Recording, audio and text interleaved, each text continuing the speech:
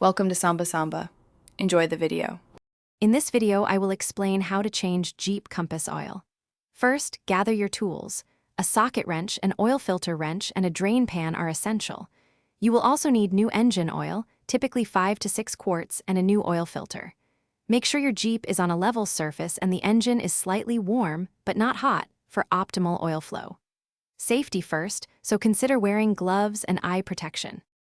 Now let's get that old oil out. Place your drain pan directly under the oil drain plug, which is usually at the bottom of the oil pan. Using your wrench, carefully loosen and remove the plug.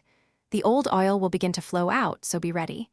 Allow it to drain completely, which might take several minutes, until it's just a slow drip. Then, clean the drain plug and reinstall it securely. With the old oil drained, it's time for the filter. Place your drain pan under the oil filter, then use a wrench to remove it. Expect a small spill. Before installing the new filter, apply a thin film of new oil to its rubber gasket. Hand tighten the new filter until snug, then give it about 1/4 to 1/2 a turn more. Finally, add the new engine oil through the fill cap. After adding the new oil, replace the oil fill cap and start your engine for about 30 seconds to circulate the new oil.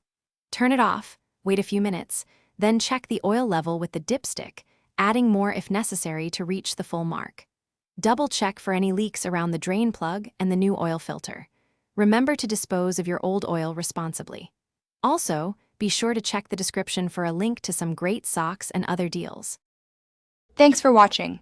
Consider subscribing if we helped you.